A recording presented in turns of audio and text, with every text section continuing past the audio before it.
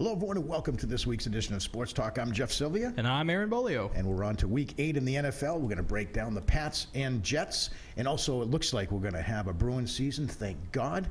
We have a World Series to talk about. And Celtics fans, we have been promising you the Celtics news. Yeah, I know. But, we started the show back in August, so we had football preseason and then Deflategate, which was the only story you could talk about anywhere you go. There was also the Red Sox and Farrell, and then there was a ton of stuff that the Bruins did during the offseason. But the Celtics, there wasn't really much they did during the offseason. They didn't really get any big free agents. They didn't really do any big draft moves. Stevens' job security has been pretty secure for this season. And I thought about it last night, and it kind of occurred to me that this might be one of the most boring off seasons, not just for the Celtics, but all of the NBA that I've ever seen in any sport. Because pretty much free agency, the first 24 hours, every big name free agent just re-signed. And I jotted down, these were the only things I could remember about this offseason. The DeAndre Jordan situation between the Clippers and what was it, the Mavericks? Yeah, it was the Mavericks, and Doc Rivers managing to swipe him back. That was an interesting. And then Moses Malone, Chocolate Thunder, and then recently Flip Saunders died. Okay. So death and odd free agent situations is pretty much all that's happened in basketball. But here we are. Tip-off was Wednesday night for the Celtics. I think for the entire season it was Tuesday night, and sure. Now we're ready to get started. I think it's everything you expected from the Celtics in the offseason. This team is all about depth. And if you look at the way this team is built and the way Brad Stevens is going to run this team, it's very obvious what they're going to do. They've got Isaiah Thomas, who might be potentially, again, their leading scorer as their sixth man. It looks like they're very, very deep in just about every position. It looks like guys are going to be sharing minutes, and that's the MO of this team, and they should win a lot of regular season games that way. I would hope so. You look at their record last season, before the Rajon Rondo trade and after, and it was just, they skyrocketed. So they got him out. He seemed to have something of this poisonous effect on the locker room, but Isaiah Thomas has outperformed him, and now we're in an interesting spot because a few years ago, Pierce, Garnett, Allen, all of them gone. We discovered that they were going to be rebuilding again, and the rebuilding year is now. We're now kind of entering that weird midway point, and I think especially for Marcus Smart, that's the guy who I'm going to have my eyes on all this season. This is when you kind of stop saying, well, it's a young team, they'll get better, and start kind of transitioning to a professional team. This is where the excuses, I think, kind of stop. I don't say they're a young team anymore. I say they're a scrappy team. I say they're a deep team, and I fully expect this team to be in the playoff hunt. There's no reason why they can't do well in their division, and I certainly expect with Brad Stevens now into his third year, he's getting it. And, they're surrounding themselves with some decent players. I think it's going to be a really good season. And if you look at the end of last season for them, they had a very good winning record, one of the best records in the NBA, for the last 25 games or so. Everything was on an upswing. So I think there's every reason to be excited about this team. My expectations is they will go at minimum above 500. Last year they were just below until they went to the playoffs, and then they went even farther below because Cleveland swept them. But I expect this group to win their first playoff game this year. I don't know about a series. It's going to all depend on the matchup. But the one thing I will say for them in their playoff hopes, it is great to be in the Eastern Conference. That's probably the biggest advantage they have this year, is being part of this conference, because basically you just need to be better than the top or the bottom 10 teams in the league, and you'll be there. That's basically it. Well, and if you look at last season's ending, the way it did with the 4-game sweep to Cleveland, you can take something positive away from that, because they got a taste of it. The young team that got into the playoffs, and as you said, now they're no longer a young team. They have that experience. Now they have adversity to overcome. They have a benchmark as to how good you have to play and how you have to elevate your play in the playoffs to be successful. So I think with all of those components put together and all those moving parts, again, I think it's going to be a very positive season for these guys. So where I think they need to improve the most is obviously defense. We saw last year, when they first came out the gates, they had a losing record coming out the gates, but that had a lot to do with the fact that they were scoring well over 100 points, but then they were giving up well over 110, 120. It was just they couldn't keep pace, and I think a big reason for that was and you saw it in the game, the series against Cleveland last year, the rebound game needs to improve big time this season. Absolutely. They don't have a lot of superstars on that team. Obviously, they're a bunch of journeymen, but like the years of the Boston Bruins, they can still get it done without that big guy. Let's hope so. And I get a lot of hope too from the NBA Finals of last year, where we saw a Golden State team who had pretty much a similar recipe to what these Celtics have now in a much, much tougher conference, managed to overcome a lot of really good teams, make it to the finals, and have a pretty decisive win over the best player in the league in LeBron James and the Cavaliers. So hopefully that will show a blueprint of things to come for Boston, but I don't see too far into the playoffs this season, but we'll see. And again, week one, they beat up on Philly. It is Philly, but we'll take it and we'll move on. And speaking of green, I guess we'll jump right into gangrene. That is the New York Jets. And I think we learned a lot this week about not only the New England Patriots but the New York Jets. The New York Jets, to me, are for real. That defense is for real. And I just got a quick question for you, though, not to break topic, but to throw it out there. Do we have a quarterback controversy in New York when Geno Smith comes back? If I'm the Jets, no. But I'm getting a vibe that might just happen, just because that locker room has had a really bad history. And Brandon Marshall, they brought him during the offseason. He spent the entire offseason working out with Geno. I think they want to at least check him out in practice and see what he can do. But if I was the Jets, I would stick with Fitzpatrick 100%. You're riding Fitzpatrick all the way to the end. I am. Because this, to me, sets up just like a San Francisco 49ers situation from a couple years back with Alex Smith and Colin Kaepernick. And to me, they made the wrong decision by keeping Colin Kaepernick. And it's going to be put in that way again because of the success of the Jets. And take, away from last week, they played the Patriots better than most people expected them to. Number one, they were able to run the ball. It looks like Chris Ivory got stronger as the game went on. And certainly, if it wasn't for clock management toward the end of the game, I think they had a real chance to put that thing into overtime and give the Patriots all that they can handle. Yeah, there were definitely some situations. Although I will say your San Francisco metaphor I don't think is quite as equal, because you got to remember the year prior to that, Alex Smith brought them all the way to the NFC Championship game.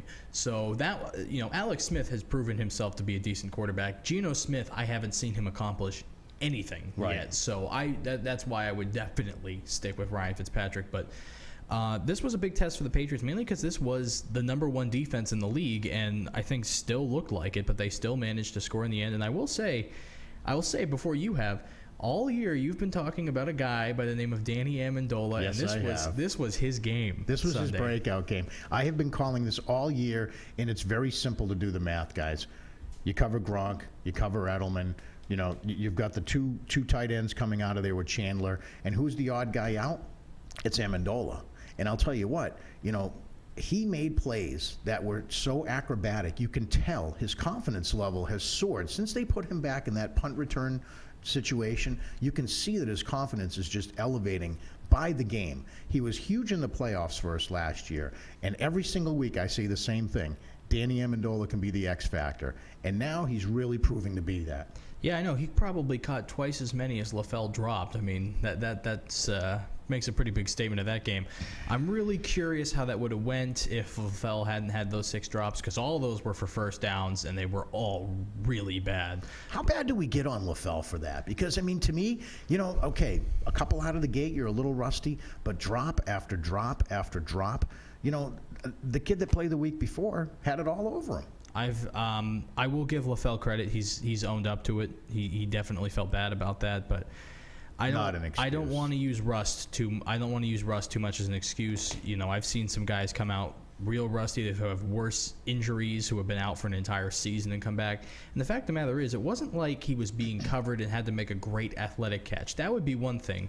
But a lot of these, he was wide open and they were in his hands, solid drop. It was something that a high school player could do if they were with the rust off. I don't know what was going on with him. No, and I'm not using rust as an excuse either, because you're practicing against the New England Patriots. And potentially one of the good defenses in the league. So, if you can't simulate game speed in practice, everybody will tell you that. Naturally. And that speed is something that I think is the contributing factor to all the drops with Brandon LaFell, because, he's obviously proven himself over the years. He's a veteran guy, and coming back off an injury like that, that's really the only thing that you can put into this equation is the speed of the game and just having him get used to the tempo. I was honestly really surprised that he even played Sunday because I thought they were still trying to integrate him back, and he would probably be back not for the Miami game of Thursday night, which we can't talk about because it hasn't happened yet here. But I didn't think we'd see him until the Washington game November 8th. So that's when I was estimating he'd be back. So I was really surprised to see him back at all, really. Well, I'm trying to think of the kid's name that was playing before him. Not Dobson, but the other kid. Tompkins? Thank you. Tompkins, yes. And here's a kid that's catching all these over-the-shoulder passes. He's making things happen out there. And to me, Brandon LaFell just looked like he did not belong there. He did not look like a part of this offense, which, runs at a high level, runs very quick and very fast. And if you can take away that outside threat, they weren't even worried about him after a while. They were baiting the Patriots to throw to Brandon LaFell and trying to cover up everybody. And it's a good thing Amendola did have the game he did, because for the most part, the coverage was good against those receivers and Gronk and the tight end. And I'm down on him this week, but another guy I'm down on is Malcolm Butler. I think this was the first game we saw this season where there was somebody who really had his number. Size-wise, he didn't have a chance. That was my thought, and my thought going in was that they were going to have him on Brandon Marshall, and then they were going to have Logan Ryan on Decker.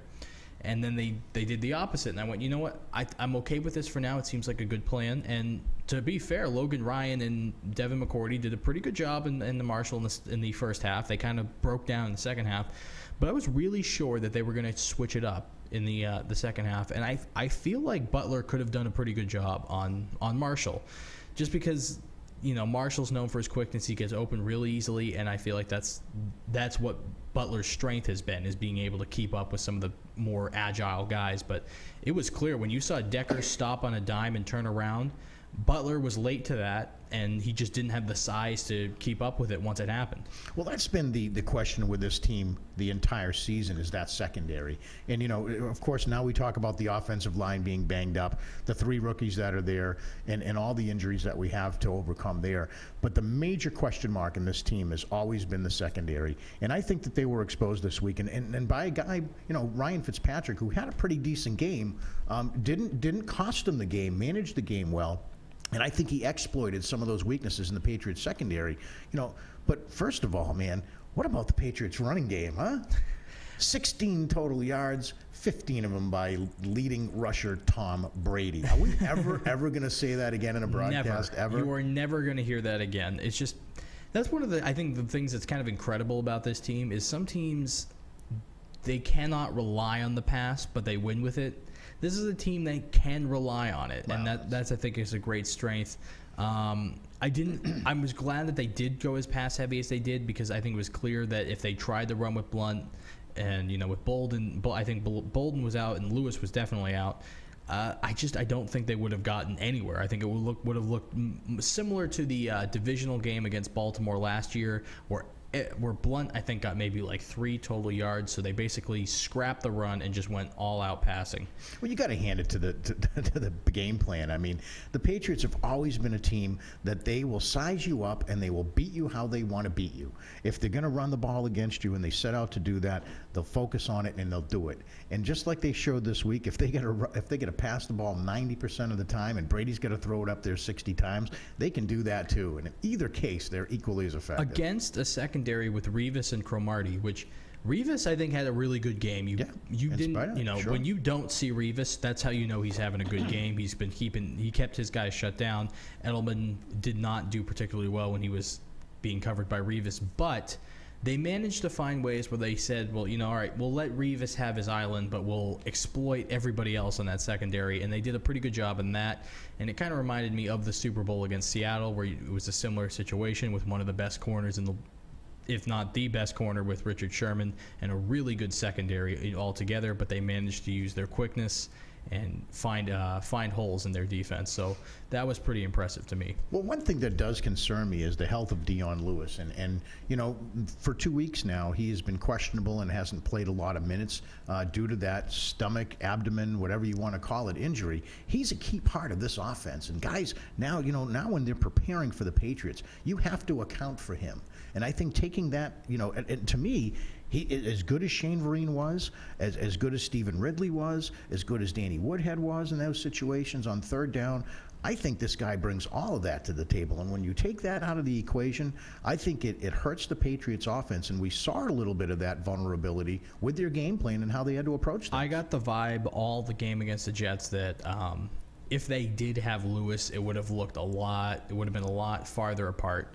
Just because the way that they were playing quick, nimble, between the runners. That was the way they were going all game, and I was missing Dion Lewis big time. It felt like if he was there, it probably would have broken the game open a little bit more.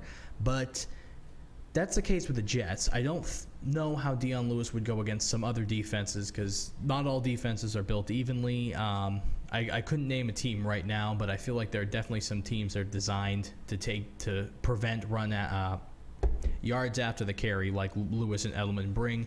So I'm really curious to see what happens if they go up against a defense that can do that effectively. But I'll tell you what does impress me about this team is you look at what Dion Lewis brings to that running attack. The Patriots are known for spreading him out wide and picking their matchup, and that's what they do very well. And if you put Dion Lewis in the backfield and you start running, screens and sweeps, and you get him outside of the tackles, he can stretch that defense out. Where without him, you can condense everything, you can seal the edge that much easier. And if you're just worried about LeGarrette Blount, he's a north and south guy. He's not going to dance around or fake you out of a phone booth. He'll run you over. But when you bring that element of a guy like Dion Lewis in there that can bounce to the outside, that can stretch that corner and break down that edge, it makes a huge difference in how they have to game plan for the Patriots. It's diverse, but I will say one thing that we kind of overlook, and we definitely talked a lot about it with the Colts game last week, but there were definitely some moments at the end of the game where I think the Jets' coaching was kind of breaking down, and they were making some poor decisions. First, I think the biggest poor decision they made was on the final touchdown to Gronkowski. They decided to just go full-blown pass rush, try and sack Brady as quickly as possible, and they decided to sacrifice covering Gronk to do that. Poor decision against this team. You never do that. The whole point of this offense is that it's able to compensate for a poor offensive line by getting the ball out quickly. Getting it out quickly. No one has been able to do that faster this year than the Patriots. That's why I think they should have just stuck to the coverage, the pass rush. While if you can get a pass rush on Brady, it's nice. Do not sacrifice your covering ability, especially on a guy like Rob Gronkowski, where he can get open even if he's triple covered.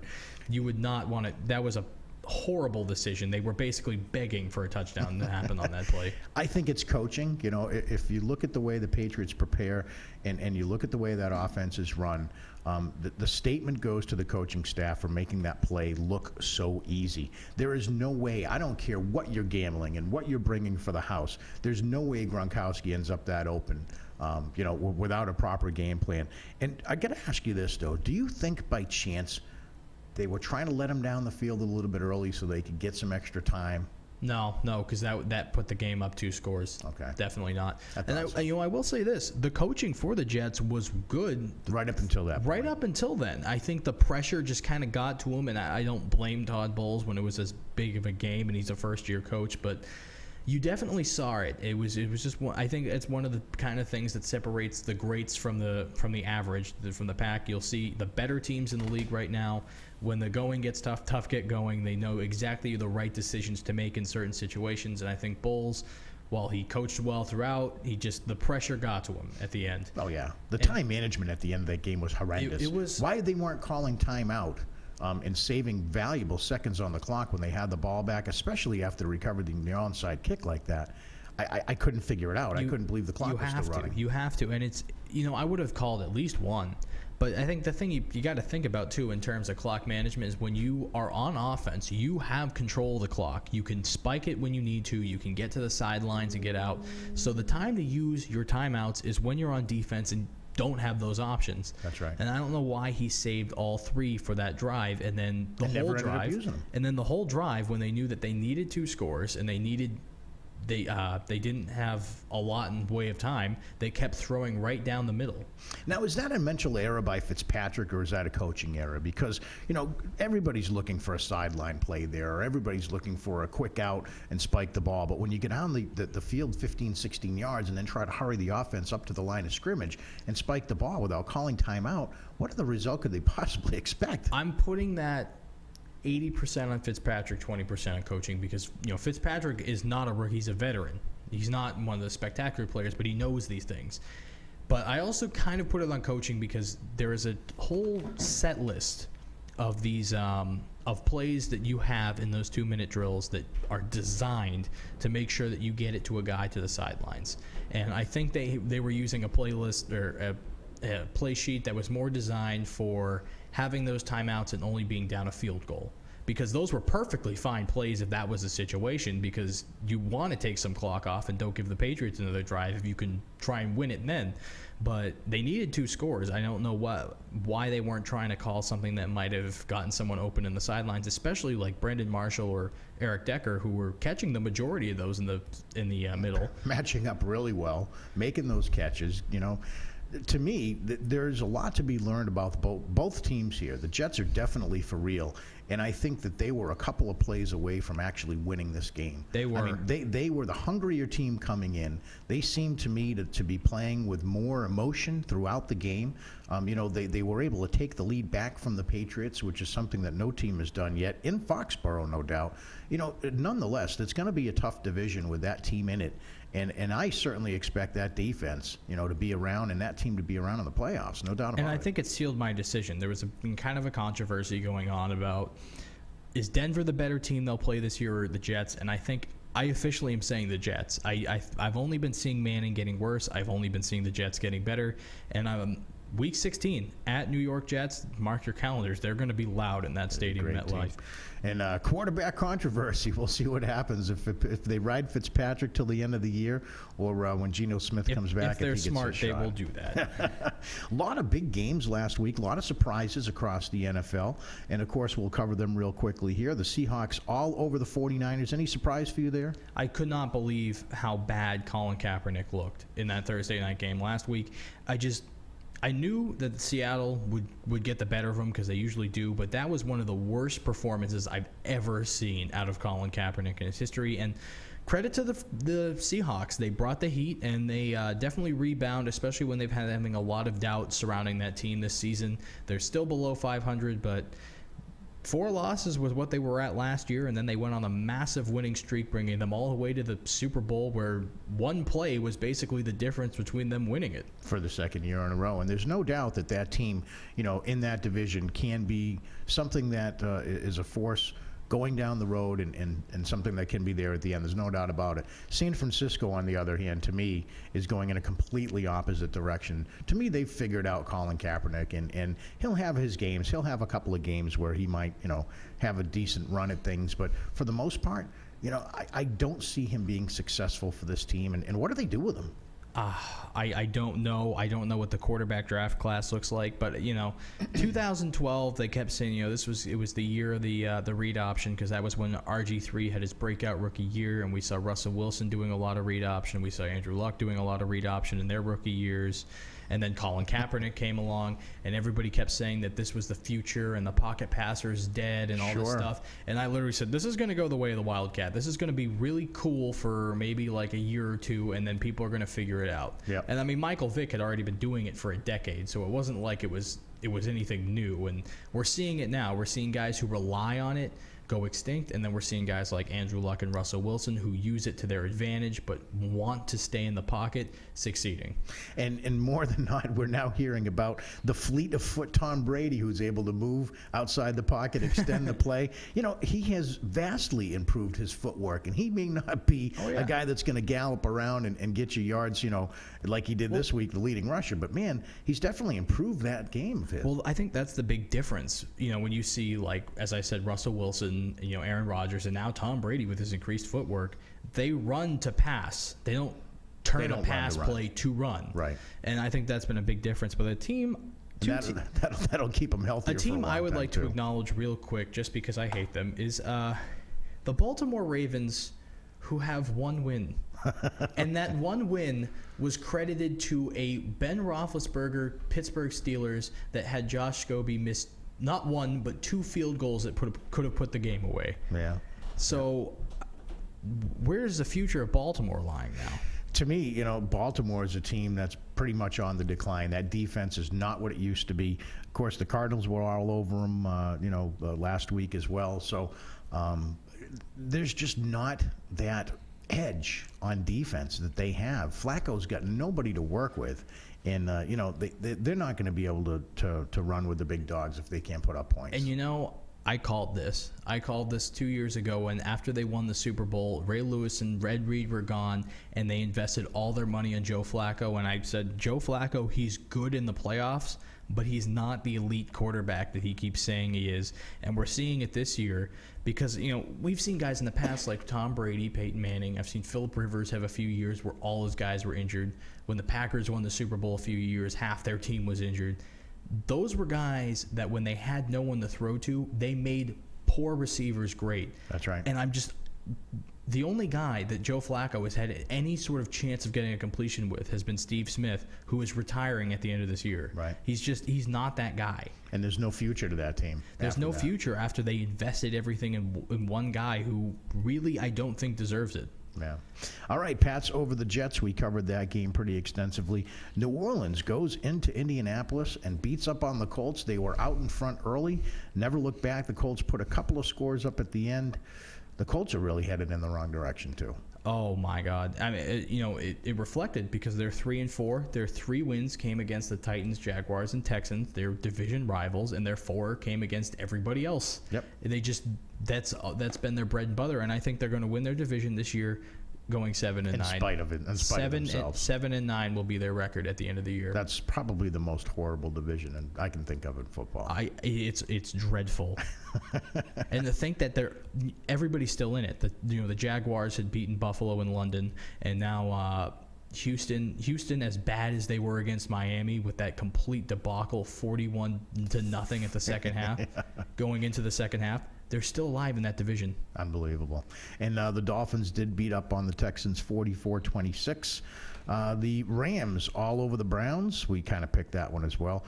Little surprise here. Chiefs over the Steelers. Steelers aren't showing up. And Big Ben comes back this week. Maybe they can get things turned around there. The Steelers backup, he made a decent play to Bryant, was it? I think that was their second receiver there. He made a pretty good, decent play to that, but the Chiefs finally got that new energy they needed to just in time to go to London for the third and final London game. There you go. I forgot the flag this week, unfortunately. That's all right. Vikings over the Lions, and looks like Adrian Peterson is back in old form. Adrian Peterson's back to being a dominant running back. The Detroit Lions are back to being a team that gets dominated by Adrian Peterson. Falcons over the Titans. Not the big blowout we expected with that game. No, with Zach Mettenberg over the injured Marcus Mariota. I think Mariota is better than Mettenberg, so I'm really curious to see what would happen if Mariota was in that game. Going to be interesting down the stretch.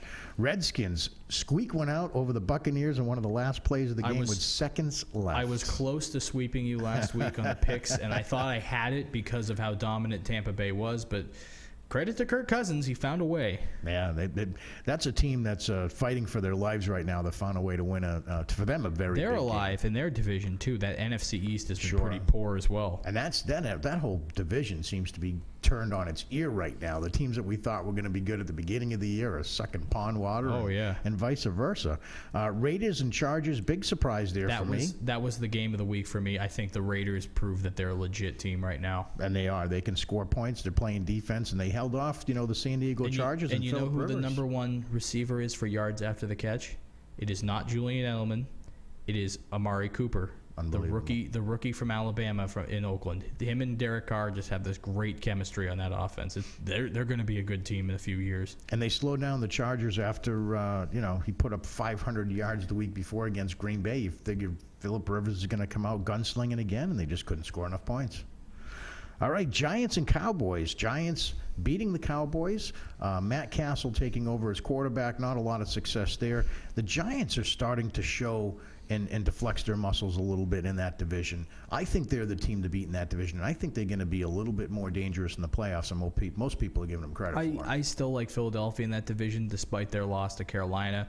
But I will say the biggest thing that came out of that game would be the Greg Hardy situation is getting crazier after he tries fighting with coaches and players, and Jerry Jones' reaction, let's sign him up.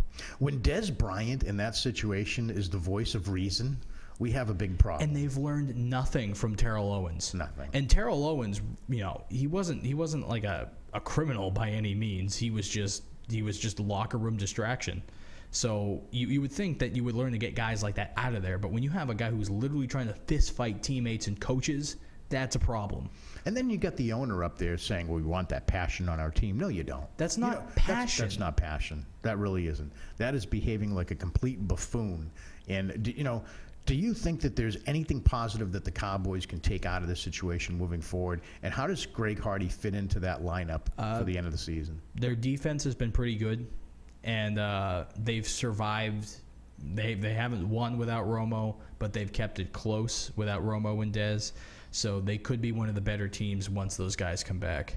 We'll see. Carolina rolls right along over the Philadelphia Eagles, remains unbeaten. They are legit. Carolina's for real, no doubt about it. Cam Newton in that offense, rolling right along, undefeated 6-0 now? 6-0. All the undefeated teams have had a bye week 6-0. Unbelievable. And, of course, the Cardinals over the Ravens. Those things are very well predictable. I think the Arizona Cardinals, despite having a couple of falters there in the beginning of the season, are going to be in the thick of it toward the end. The Ravens, on the other hand, completely the other direction. They're going to have like a top 7 draft pick if this keeps up. All right, let's take a look on how we did in the picks of Week 7. It looks like you gained a little bit more ground on me. I went 7-6. You went 9-4, and I thought it was going to be worse than that for me. I was watching some of these games going, man, this is tough. Now, the year-to-date standings are also getting a little bit further apart. You picked up a little bit on me there. 62-37 for you, 57-42 for me.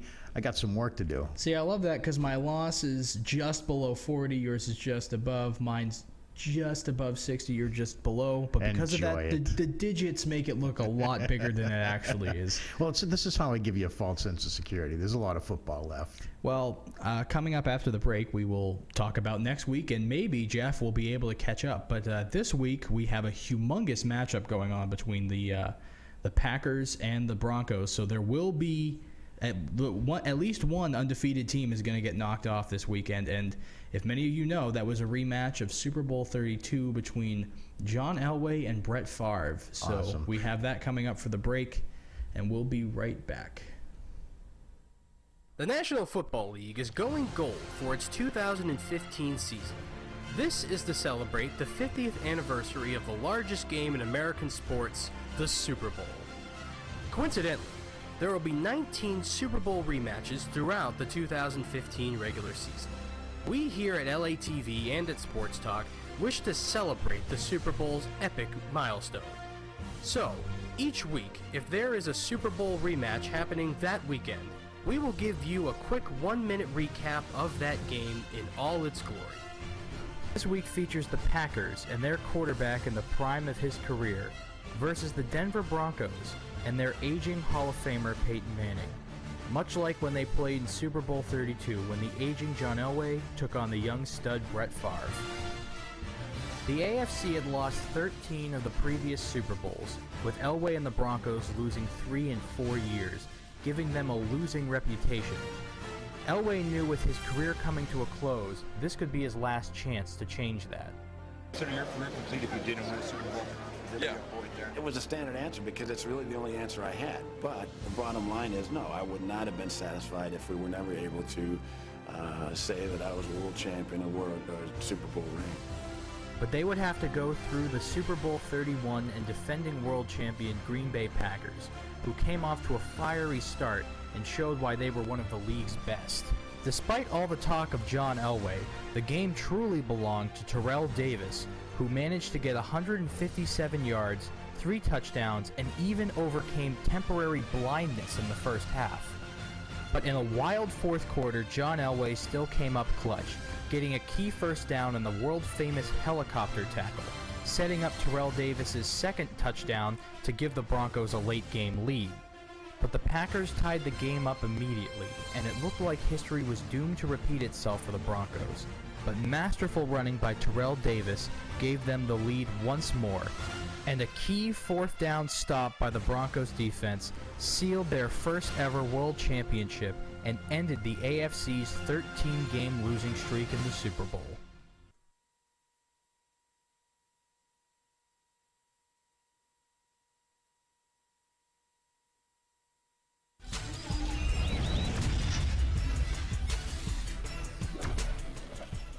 Welcome back to Sports Talk with Jeff Sylvia and Aaron Bolio.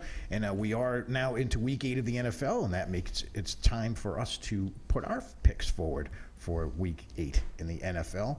And, of course, we're going to start with the Chiefs and Lions, the Sunday night game at 9:30 in Kansas City. Sunday morning. So, this is the one in London. Across the pond. Okay. As I said, I forgot the flag this week. See, that screwed me all up. I'm thinking of I saw 9:30, and 9:30 a.m. just isn't registering yet. Are you watching the games online? I had to hook up my Xbox and then watch it from there, and my poor internet made it buffer a lot, so that was a rocky start. But right. I'm still in favor, as I said last week, in favor of live streaming. It makes the game, they said, watch with the world. That's what they kept advertising. Everybody in the world can see it. And the thing I didn't realize was, I guess, DirecTV, they have that thing where you can watch every game. The contract's coming up for that soon, and I guess the NFL is considering doing that with Google or Yahoo. Wow. Which I would prefer, because that means, if it's exclusively with DirecTV, you have to invest into that cable company in order to get that. But with Google, everybody has the internet, anybody can bick that, but live streaming still has a little bit of a ways to go. But I like the direction. All right. No mandatory. But this is not a live stream game, so you will see Kansas City beat Detroit in beautiful high definition on your TV with no issue. All right. I'm also going to go with the Kansas City Chiefs. I think that they are going to pull it together. Too much offense for the Detroit Lions, who I think are finding ways to lose games, and I'm going with the Chiefs in that one as well. Falcons and Buccaneers, I'm taking Atlanta all the way on this one. Matty Ice is going to put up a lot of points, and I don't think even with that Tampa Bay defense, they're going to slow him down much at all. And I agree with you on that. I just, Atlanta, they've kind of started slipping the last couple games, but Tampa Bay, you just cannot count on that team. You still have a very young Jameis Winston who's making a lot of young quarterback mistakes. Meanwhile, Matty Ice still finds a way to light it up, and Devontae Freeman having as great a season as any running back in the league right now. Health concerns about the quarterbacks in Cleveland, of course, and they're on to take on the Arizona Cardinals. I'm picking the Cardinals in this one. A playoff-bound team, in my opinion, and too much for the Cleveland Browns. I don't care if it's Menzel or McCown. I'm picking Arizona. Okay.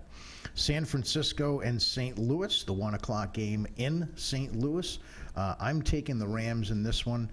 San Francisco, again, going in the wrong direction. Colin Kaepernick is having a dreadful season. And to me, Rams are all over. The Rams have had Kaepernick's number even when they when it was good. Even when they were good. So I like the Rams in that one as well. Tough game here, the 1 o'clock game. Giants and Saints. And I know a lot of people are picking the Saints in this one at home. I'm going to take the upset. I'm going to go with the Giants in this one. I think they've built some momentum. I think they're a team to be contended with. And then when all's said and done, I think they're going to be in the thick of it. I think they're going to surprise some people. I'm actually going to go against you on that one. I'm picking the New Orleans Saints. I'm going to be watching it with one of my Saints fans friends, so can't really go against them. But in all seriousness, the Giants, their record says they're winning, but I don't. The wins have been ugly against some poor teams, and New Orleans, I think, has been trading up. The Giants are a little inconsistent for my taste. I'm going to go New Orleans in the Superdome. It's a tough pick because, New Orleans is at home. They play fast, but I do think the Giants have an opportunity to surprise them. And if they can win this game, that gives them, I think, 2 games up in that division, which is going to be huge over Philadelphia. Philly does have the tiebreaker, though. Okay. Which is a big benefit for Philly. We'll see how that shakes out toward the end of the year. Minnesota at Chicago. I'm taking the Minnesota Vikings. that running game with Adrian Peterson, and I'm not convinced the Bears can put up enough points against the Vikings in that offense, so I'm taking Minnesota. Not much of a surprise. You know how I feel about the Chicago Bears and the Minnesota Vikings. I like the Vikings. I do not like the Bears, and the Vikings could have playoff potential if they keep trending upward. It'll be hard to tell because the NFC is pretty competitive, but I like Minnesota against the Bears. San Diego Chargers against the Baltimore Ravens. Everybody's, believe it or not, is picking the Ravens in this one. I'm still going to go Chargers. I've been betting with the Chargers all year long.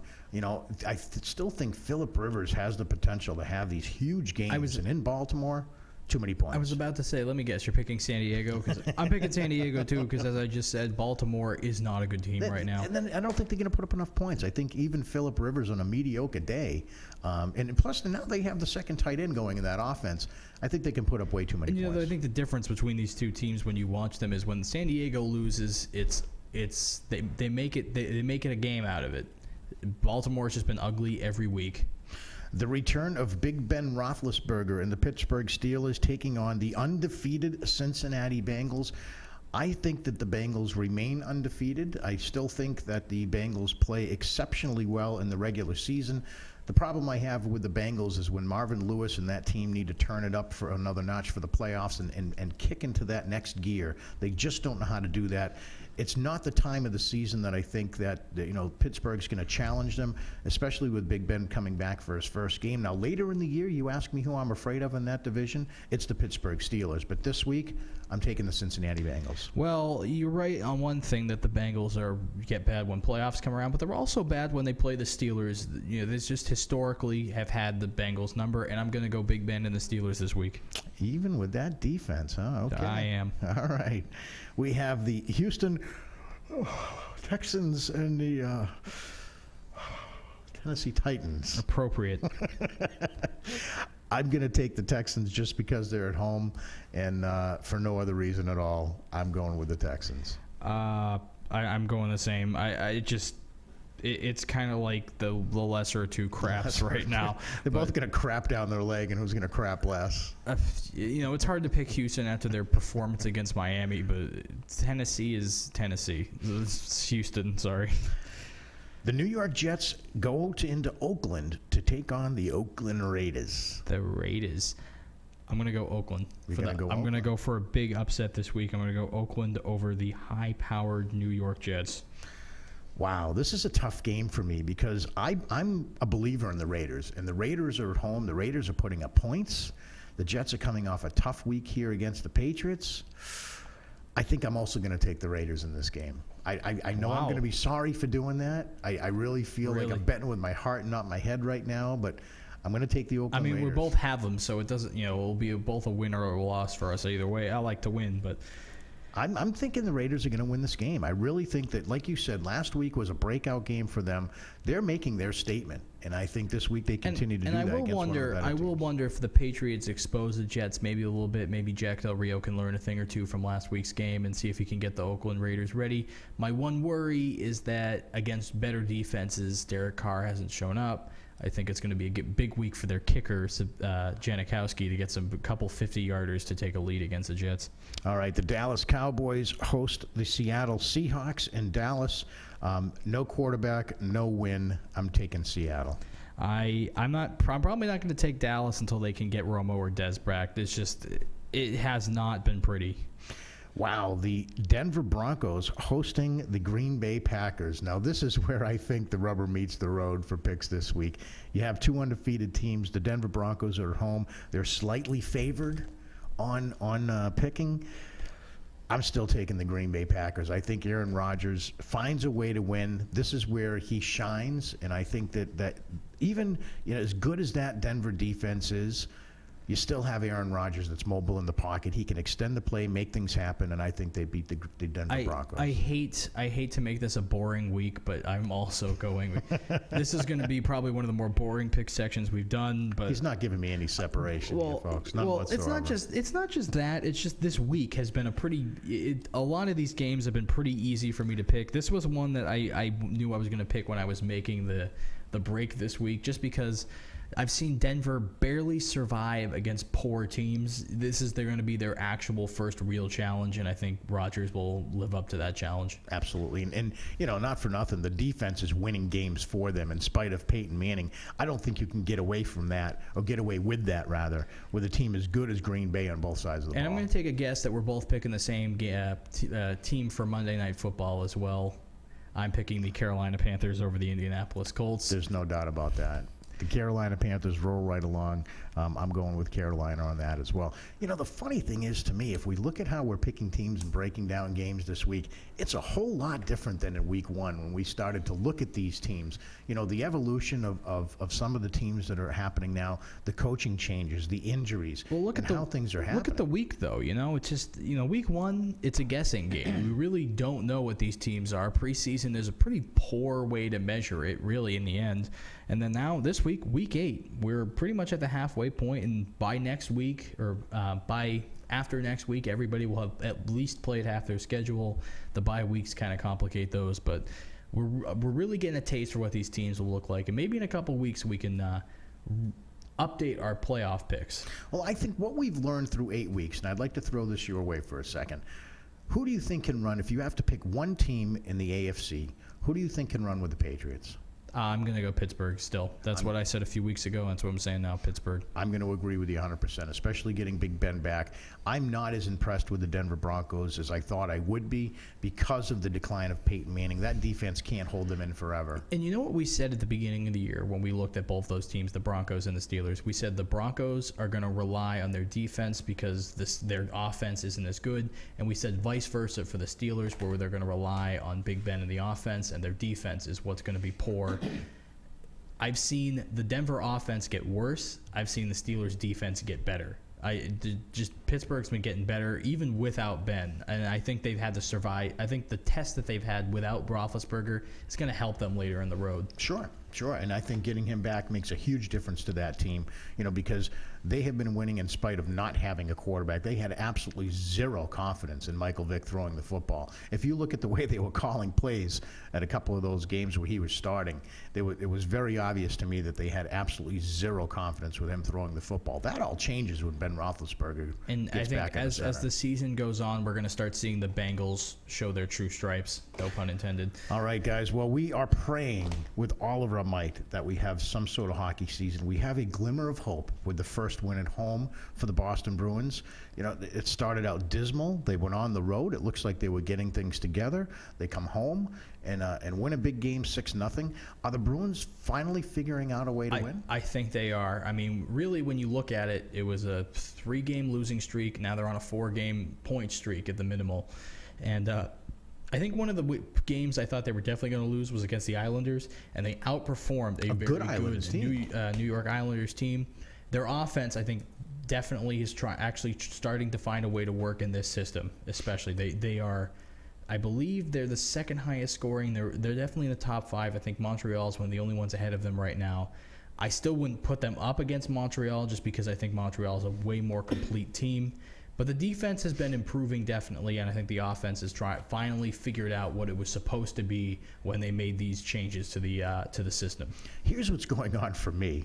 Culture shock. There's just no other way to put it. You're looking at a Bruins team that is now figuring out how to score in the power play. They're figuring out how to put up big-time numbers per game. I mean, they're going to put up 5 or 6 goals a game. They should be able to win a lot of games in spite of not having much defense at all. And now, if they can figure out how to play just a little bit more defense than they've been used to playing, they don't have to win 2-1 games anymore. And David Krejci has been incredibly hot this year. He's one of the highest scoring player in the NHL right now.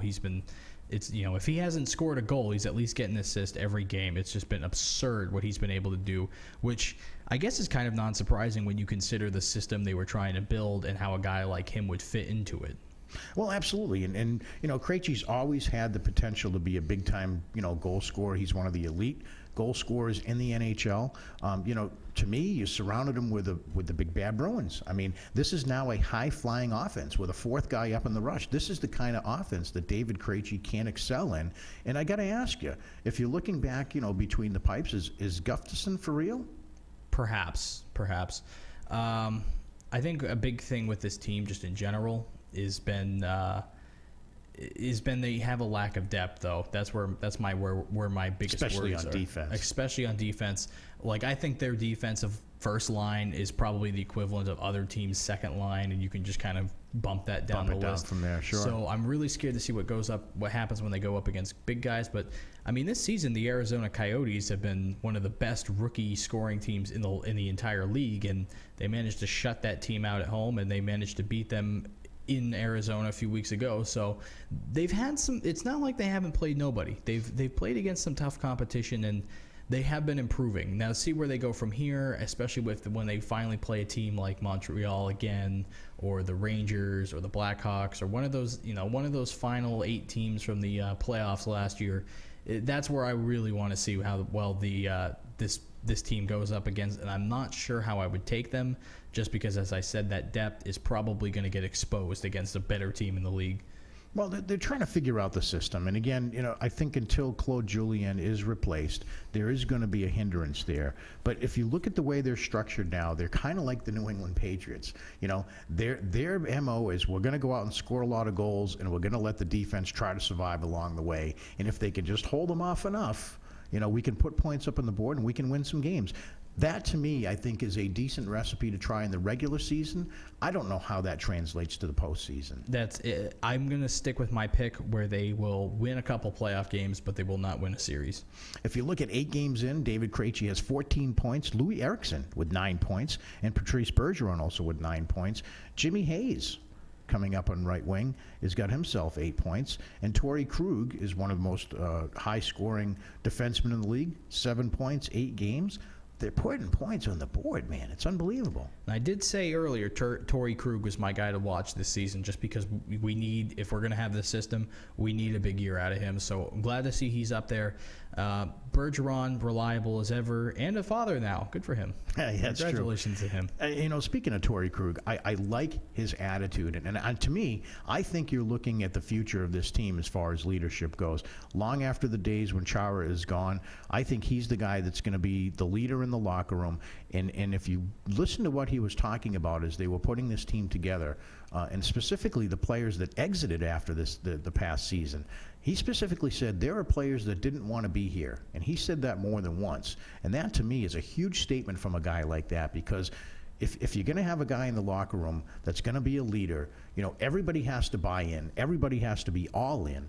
And if there's guys there that are cancer in the locker room that didn't want to be here, you have a guy like Torrey Krug calling them out. I think that's good for the Boston Bruins. Oh, yeah. I mean, as bad as it was those first 3 weeks, and as bad as people have complained about the loss of Hamilton and Lucic, I would like to see how this team would have gone if Lucic and Hamilton were in that locker room. I got a vibe that it probably wouldn't have rebounded. Based on all the rumors and such, we talked about this a few shows ago about the attitude in the locker room that especially Hamilton would have. Yeah. And Lucic, I think, has been kind of losing faith in this team in the last few years as well.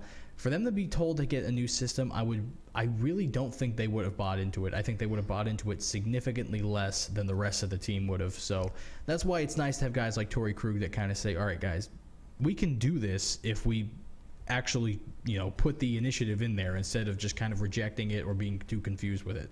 Let's work it out. We'll get through the kinks and basically see how this goes. And I got to agree with you. When it comes to Hamilton and Lucic, I agree with you on Lucic. I do agree with you more on Hamilton as far as, cancer in the locker room. I think if you had to pick between the two guys, Dougie Hamilton has made it very, very clear that he didn't want to be here. You could see the way the whole contract thing was structured and how that all went off. And to me, they're going to get used to scoring a lot of goals. And if they can just learn to lock it down a little bit more on defense, they don't have to keep teams to 1 or 2 goals anymore. They don't have to play the big bad Bruins physical, take care of your own end like they used to. If they can continue the goal scoring pace that they're at and actually be decent on the power play, that changes a lot of things. I think Tuukka's got to get his head into this new system, realizing that, I'm not going to have a 1.1 goals against this year, guys, and we're not going to win a lot of 2-1 and 3-2 games. We're going to get in a lot of shootouts, and there's going to be a lot of 6-4 games, but we got to not let guys back in the third period. The thing that bothered me the most was watch this team get a 2-goal lead and then give it up late in the game in the third period. If they can get that ironed out, I think that they can actually do some damage. I agree with you on that. I think that's one of the big things with Tuukka Rask is I think sometimes when he lets a couple in late, it kind of starts getting to his head. He kind of starts overthinking his technique, and then the next thing you know, he's giving up the lead. Sure. I think we saw that, back in the Stanley Cup playoffs, or not Stanley Cup, the Stanley Cup itself against the Blackhawks in that Game 6 where he had that huge meltdown. I think the pressure got to him, and he kind of felt like it was all on him, and eventually lost his mind in the last period of that game. And we saw it against Philadelphia a few weeks ago, and we saw it against the Tampa Bay Lightning on Labor Day. It's just it shows. So it's going to be interesting to see how mentally Tuukka Rask reacts to this system, and if he can hang in there, giving up 3 or 4 goals a game and still playing well enough to win. Is that going to be good enough for him? I hope so. It's going to go down to that, really. All right, guys, we have talked Celtics. We have talked Bruins. A little bit of Red Sox news. It looks like John Farrell is now cancer-free and in remission and set to come back as the coach of the Boston Red Sox in 2016. How do you feel about that? I'm very glad that he's going to be okay. I mean, we're going to make that very clear. Humans first. I don't want him as the manager. I think that's going to be a poor move. I want to see the Red Sox make up one of those BS reasons they have for letting go of people. But I don't think he's a good fit for this team anymore. But as I said, I am glad to see he's making a comeback health-wise. All right. And speaking of baseball, there is a small series going on, the World Series between the Kansas City Royals and New York Mets, now up 2-0 over the Mets. And, Kansas City hitting one of the best pitching staffs on the planet right now. They've been fun to watch. They really They had have. the big comeback game 1. As of right now, they're 2-0 in the series. And I think Game 3 will probably be starting when this first airs on Saturday because we have the LHS game Friday night. So, fair to say right now 2-0. But Kansas City proved they were legit this year. Everybody kept saying it was a fluke last year, and I really like them to beat this Mets team this year. And I want to see maybe if the Red Sox can maybe copy their strategy of having a better bullpen later on as the year goes on. That's why that's what our big speculation was early in the year. But strong bullpen, and they can win in the clutch because of it. I don't think there's any way that the Kansas City Royals lose the World Series. If you look at that lineup, they are deadly. There is no let up in that lineup at all. You talk about 9 guys that are all dangerous. It just never stops for them. I think they can hit the fastball. That's what the Mets have been living on all year long. And right now, Kansas City's finding a way to come back and win against one of the best pitching staffs on the planet. And that's why I was about to say, too, when you look at this Mets team this year, which I will say good for them. They definitely rebounded big time, but they relied on their excellent pitching staff all year. And now that they're seeing that pitching staff starting to fail them, I like Kansas City in the rest of the way. I do, too. All right, guys, that's going to do it for us this week. On behalf of my co-host, Aaron Bolio, and all of the crew here at Sports Talk, thanks for joining us. We'll see you next week. And have a happy Halloween, everyone.